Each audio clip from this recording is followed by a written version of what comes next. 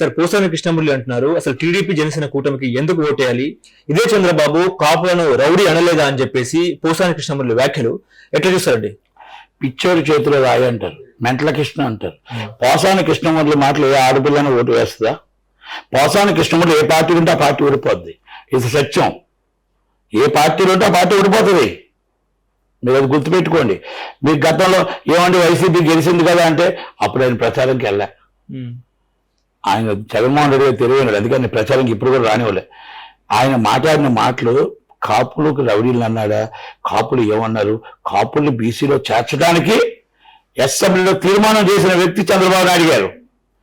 మరి బీజేపీ ఆ రోజు బీజేపీ సపోర్ట్ ఉంది, మరి ఇప్పుడు బీజేపీ సపోర్ట్ ఉంది కదా, ఆయనకి ఫుల్ మెజార్టీ ఉంది కదా. 5 సంవత్సరాలు కాపులు ఎందుకు బీసీలో చేర్చలేదు?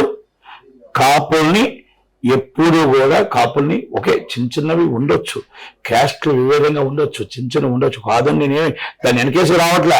మీరెంతమంది తిట్టారు, మీరు ఎంత లాంగ్వేజ్ వాడారు? వాళ్ళ తల్లుల్ని, పవన్ కళ్యాణ్ గారి తల్లి గారిని ఏం మాట్లాడారు మీరు? మీకు సిగ్గుంటే మాట్లాడారా? పోసాని కృష్ణమురళి గారిని అడుగుతున్నా, నిజంగా మీకు ఓసుండే మాట్లాడారా?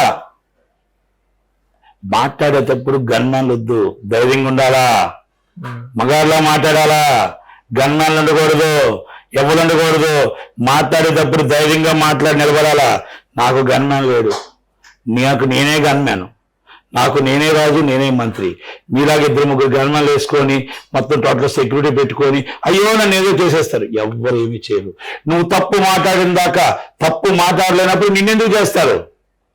నీ తప్పు ఎదుటివాడిని ఎదిరించేటప్పుడు నీ దగ్గర ధైర్యం ఉండి నిజాయితీ ఉండదు, నిన్నెందుకు చేస్తారు? నువ్వెందుకు గన్మ్యాన్ పెట్టుకొని తిరుగుతావు? గన్మ్యాన్లు పెట్టుకోకుండా, ఇల్లు మారకుండా, రోడ్డు మీద పలానా అడ్రస్ నాది, ఇవే ఈ ప్రెస్ మీట్ ఇక్కడ పెడతానని చెప్పి ఎందుకు పెట్టలేకపోతున్నావు? నీ పరిశ్రమ కోసం నువ్వేమైనా సాధించావా? FDC చైర్మన్ గా నువ్వేమైనా ఇండస్ట్రీ కోసం సాధించావా? జగన్మోహన్ రెడ్డి తెచ్చావా? నువ్వు డెవలపింగ్ ఏమైనా చేసావా? ఇండస్ట్రీ తీసుకెళ్ళి ఆంధ్రప్రదేశ్లో విశాఖపట్నంలో పెట్టావా? ఒక ఎంప్లాయ్మెంట్ ఇప్పించగలిగావా? చేతగానప్పుడు నువ్వెందుకు మాట్లాడుతున్నావు? నువ్వు తిట్టడానికి ఆ పోస్ట్ తీసుకున్నావు, ఒప్పుకో. నాకు తిట్టడానికి ఆ పోస్ట్ ఇచ్చాడు, నాకు చంద్రబాబు తిట్టడానికి, పవన్ కళ్యాణ్ తిట్టడానికి నాకు నెలకు సాలరీ గవర్నమెంట్ నుంచి ఇస్తున్నారు అని ఒప్పుకో. గవర్నమెంట్ నుంచి నాకు సాలరీ ఇస్తున్నారు అని ఒప్పుకో. అప్పుడు ముందతనంగా ఉంటుంది. ఎందుకంటే పవన్ కళ్యాణ్ గారిని వీళ్ళు తిట్టడానికి. ఈ రోజు నువ్వేం ప్రెస్ మీట్ పెడుతున్నావు? వాలంటీర్స్ కోసం మాట్లాడు. ఏం తెలిసే నీకు వాలంటీర్స్ కోసం? ఏం తెలిసే నీకు? ఇలా వస్తావు నాతోగా రిపీట్గా. వాలంటీర్స్ ఎవరెవరు ఎక్కడెక్కడ మొత్తం టోటల్ ఆన్లైన్లో తీసి చూపిస్తా. Challenge. Posani Krishnamurali, I'm challenge, సవాల్ విసురుతున్నా నీకు. ఆల్మోస్ట్ అన్ని లక్షల మంది వాలంటీర్స్ ఎవరు, ఏంటి, ఎక్కడ, ఏంటి, ఈ పార్టీకి ఏం సంబంధం ఉంది, ఈ పార్టీ నుంచి ఎలా వచ్చారు, వాళ్ళ ఫాదర్ ఏంటి, వాళ్ళ తమ్ముడు ఏంటి, వాళ్ళ అక్క ఏంటి, వాళ్ళ అన్నయ్య ఏంటి, వాళ్ళు ఎక్కడి నుంచి జాబ్ వచ్చింది, తప్పులేదు. పార్టీలకు అతీతంగా ఉన్న వాళ్ళే గవర్నమెంట్ జాబ్ హోల్డర్స్ అంటారు. I'm job holders and government employees and salaries and government. మీరు కూడా FDC చైర్మన్ గా గవర్నమెంట్ ఎంప్లాయే. కానీ గత్యంతరం లేని పరిస్థితుల్లో మన ఎలక్షన్ కమిషన్ పట్టించుకోవాలి. సీఎం జగన్ నుండి చెప్తున్నారు, నేను కనుక మళ్ళీ గెలిస్తే నా మొదటి సంతకము వాలంటీర్ల వ్యవస్థ పైన సంతకం పెడతానని జగన్మోహన్ చెప్తున్నారు. అంటే వాలంటీర్స్ వ్యవస్థ తీసేస్తానని పెడతాడా? లేదా వాలంటీర్స్ వ్యవస్థ 12,500 ఇచ్చి ఆ వాలంటీర్స్ని పెడతాడా? 12,500 రూపీస్ చేసి వాలంటీర్స్ని పర్మిట్ చేయాలా? అలా కాంట్రాక్ట్ లాభం చేయొద్దు. వాలంటీర్స్ని పర్మిట్ చేయండి. It's very good job. వాళ్ళు చాలా కష్టపడుతున్నారు, చాలా బాగా కష్టపడుతున్నారు. కొంతమంది మాత్రం వైసీపీ కార్యకర్తలు, అందరూ వాలంటీర్స్ కాదు. ఒక జాబ్ కోసం, ఒక పట్టుకూటు కోసం వాళ్ళు చేసి 50 ఇళ్ళు అక్క, అన్న, తమ్ముడు అని చెప్పి చక్కగా వెళ్ళి వాళ్ళకి ఫోటోలు తీసి అన్నీ చేసి గవర్నమెంట్ కరెక్ట్గా వాళ్ళకి డబ్బులు ఇచ్చి 50 మందితో ఒక అన్నగా, ఒక అక్కగా, ఒక చెల్లిగా వాళ్ళు సపోర్ట్ చేస్తున్నారు. నేను దాన్ని తప్పు పట్టట్లే. వాళ్ళు ఈ ఎలక్షన్స్ లో 1 సైడ్ అవుతుందేమో. ఒక్కసారి ఈ వైసీపీ కార్యకర్తలు కొంతమంది వాలంటీర్స్ ఉన్నారు కాబట్టి దాని వ్యవస్థని మీరు ఈ 2 నెలలు దూరం పెట్టండి అని మాత్రమే మేము అన్నాం. 2 నెలలు దూరం పెట్టండి అని ఎలక్షన్ కమిషన్ ఇచ్చింది. అంతే తప్ప వాళ్ళు శాశ్వతంగా జాబులు తీయండి అని కానీ, వాళ్ళని లేకపోతే వాళ్ళు ఎంప్లాయీస్ కేసులు పెట్టండి అని కానీ ఏమీ చెప్పలేదు.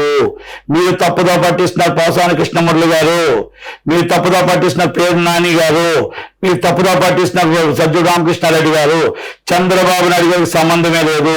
ఇంటింటికి ఇవ్వాల్సిన పెన్షన్లు వాళ్ళ మీద కక్షతో వాళ్ళ మీద వాళ్ళని రావద్దన్నారని చెప్పి వాళ్ళు జనాలు ఇబ్బంది పెడుతున్నారు. జనాలు ఎండతో ఇబ్బంది పెట్టి నరకయాతం చూపిస్తున్నారు. మీరు ఈ రోజు కూడా మీకేం సంబంధం? ఆపద్ధర్మ గవర్నమెంట్ అంటే చీఫ్ సెక్రటరీ చూసుకోవాలి. చీఫ్ సెక్రటరీ మీతో మీ కన్సర్న్లో పనిచేస్తున్నాడు.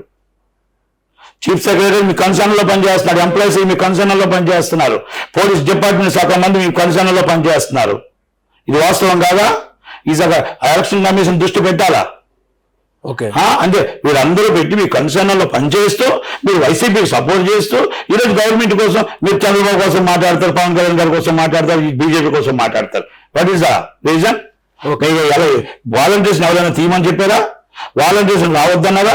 As election commission is direction July దాకా ఆ వాళ్ళవి ఎన్ని ఉంటే హ్యాండ్ ఓవర్ చెయ్యండి అని యాజ్ అ రూల్.